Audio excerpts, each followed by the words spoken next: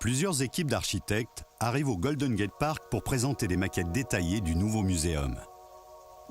Vous vous attendez à ce qu'ils vous montrent des schémas, des dessins, des présentations sur PowerPoint, des images et autres. Et de nombreux cabinets le font. Mais un homme arrive en tenant à la main un simple carnet à dessin. Il s'agit de Renzo Piano, l'architecte de renommée internationale qui a collaboré à la conception du centre Pompidou à Paris. Quand un architecte se voit confier un projet, sa première démarche doit être de parcourir le site à pied, afin d'essayer de comprendre la topographie du terrain. Renzo Piano dispose d'un paysage extraordinaire pour poser sa toile, le Golden Gate Park.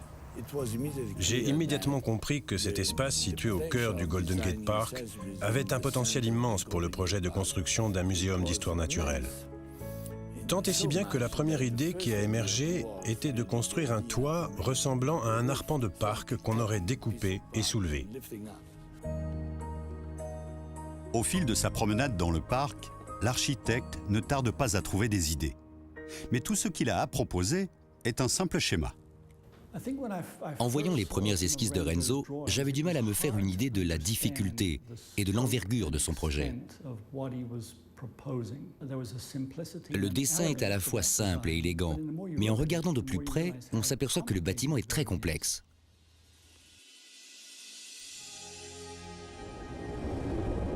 Ce simple croquis recèle les plans de l'un des bâtiments publics les plus vastes et les plus innovants qui ait jamais été construit. Le muséum abritera un aquarium sphérique et creux, offrant à la fois une vue de l'intérieur et de l'extérieur. Un bassin gigantesque accueillera le plus profond récif de corail jamais créé artificiellement. Un toit en relief de la taille de 2 terrains de football flottera au-dessus de la structure. C'est un projet monumental, mais son empreinte sur l'environnement sera réduite au minimum. Je pense qu'en ce début du XXIe siècle, l'élément qui doit nous inspirer le plus est la fragilité de la Terre.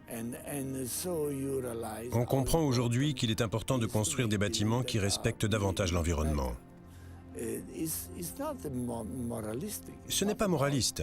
Il ne s'agit pas d'un problème moral, mais d'une nécessité.